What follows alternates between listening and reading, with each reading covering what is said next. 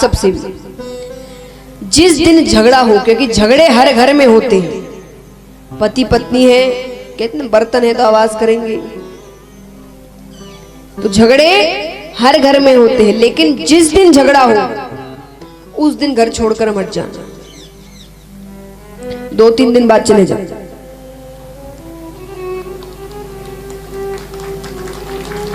पर जिस दिन झगड़ा हो रहा है, दोनों क्रोधित है, दोनों की बुद्धि सही स्थिति में नहीं है, उस दिन घर छोड़कर मत जाना। और आपको तो खास कर उनका तो पता होता है कहां गए,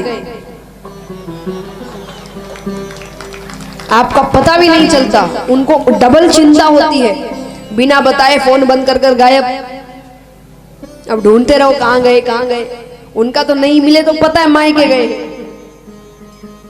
तो ऐसे कार्य मत करना, जिस दिन झगड़ा हो उस दिन तो बिल्कुल मत करना, क्योंकि वो आपके प्रेम को और खत्म करता है, दूरियां बढ़ा देता है।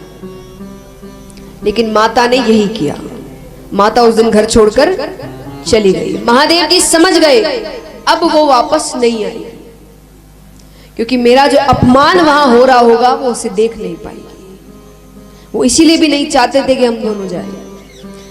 अब जैसे महाराज कोई भी आप कथा कराए, सत्संग कराए, किसी भी भगवान का कीर्तन करवाते हैं ना, कभी माता रानी का, कभी दादी जी का, कभी कृष्ण जी का, कभी महादेव जी का, कभी बालाजी का, लेकिन सबसे पहले पूजा किसकी होती है? गणेश जी। यानी ये नियम है, कथा किसी की भी हो, कीर्तन किसी का भी हो, पूजा सबसे पहले गणेश जी की। उस समय जब सभा होती थी तो नियम था कि आप बुलाओ मत बुलाओ, पर तीनों देवों के आसन रखने पड़ेंगे। 3 देव ब्रह्मा विष्णु महेश, आसन रखने पड़ेंगे, मत बुलाओ भले। सती माता जाती है, जाकर क्या देखा? ब्रह्मा जी का आसन लगा है, विष्णु भगवान का आसन लगा है, दोनों ही नहीं आए थे। यह पक्की मित्रता, एक को नहीं बुलाया तो दोनों नहीं गए। तो महादेव ब्रह्मा जी और विष्णु भगवान नहीं गए थे, लेकिन दोनों का आसन रखा है, पर महादेव जी का आसन नहीं।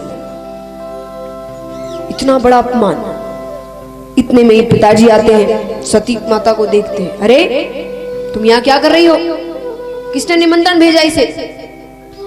अपने पति के साथ रहकर उसके जैसी हो गई हो, बिना निमंत्रण कहीं भी पहुंच जाती हो। सती माता ने कहा, पिताजी मैं चाहूं तो अभी आपकी हत्या कर सकती हूं, क्योंकि महाराज ये लीला है, सती माता को, पार्वती माता है तो दुर्गा रूप, काली रूप। तो उन्होंने कहा मैं अभी आपकी हत्या कर सकती हूं, पर मैं नहीं चाहती कि भविष्य में बेटियों पर पिता हत्या का कलंक लगे, क्योंकि बेटी ने एक पिता को मार दिया। पर मुझे बहुत दुख है कि इस शरीर को आपने पाल पोस कर बड़ा किया है, मैं इसे ही खत्म कर दूं। और उसी हवन कुंड में माता ने अपनी आहुति दे दी। महादेव जी को पता चलता है, अपने गण को भेजते हैं, जाकर सब कुछ तहस नहस कर दो, वहां कोई यज्ञ नहीं होना चाहिए, सब कुछ तहस नहस कर दिया जाता है। दक्ष राजा के सर धड़ को अलग कर दिया जाता है।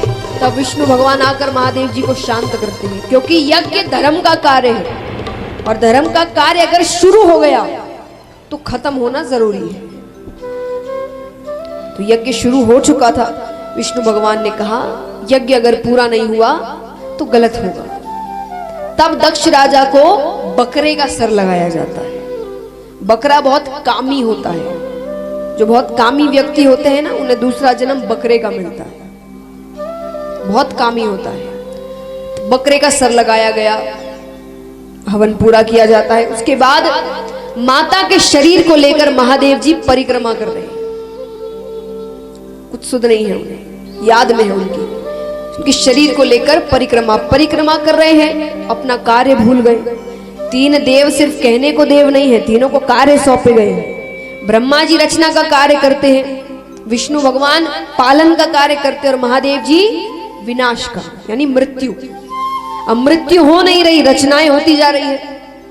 तब विष्णु भगवान ने अदृश्य रूप में अपना सुदर्शन चक्र फेंका। वो एक एक करके माता के अंगों को काटने लगता है, और एक एक अंग जहां जहां जाकर गिरे वहां वहां एक एक सिद्ध पीठ की रचना हुई। उसमें से एक प्रसिद्ध सिद्ध पीठ है कामाख्या देवी। वो सब सती माता के अंग हैं, जो एक एक जहां जहां जाकर गिरते हैं, वहां वहां सिद्ध पीठ बनते हैं। तो महाराज जब कुछ नहीं बचता तो वापस आकर तपस्या करने लग जाते हैं। अब वही सती माता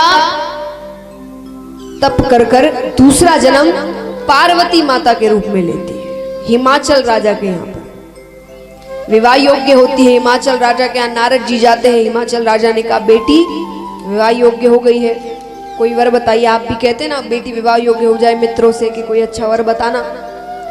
तो हिमाचल राजा नारद जी से कहते हैं, नारद जी को सब पता है। नारद जी ने कहा बड़ा अच्छा वर है। बोले कौन है, नाम क्या है? बोले नाम है महादेव। क्या करता है, धन इत्यादि है कि नहीं? अरे बोले धन तो इतना है कि ब्रह्मा जी और विष्णु जी उनके पास आते हैं। अच्छा चलो अच्छी बात है, चलिए आप पे विश्वास रखकर बिना देखे बिना जाने बिना मिले कह दिया रिश्ता पक्का।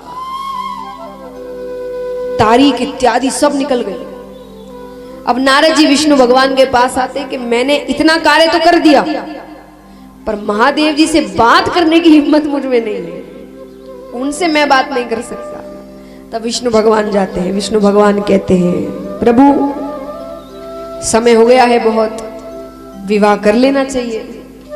महादेव जी ने कहा मुझे, अरे आप कन्या तो देखिए कौन है, आप ना नहीं करेंगे कन्या देखकर। महादेव जी देखते हैं तो ये तो सती ही है, तुरंत मान जाते हैं। सती माता नहीं तप कर कर दूसरा जन्म पार्वती माता का लिया था कि मुझे महादेव जी से ही विवाह करना है। तो महादेव जी ने कहा ये तो सती ही है, तुरंत मान जाते हैं।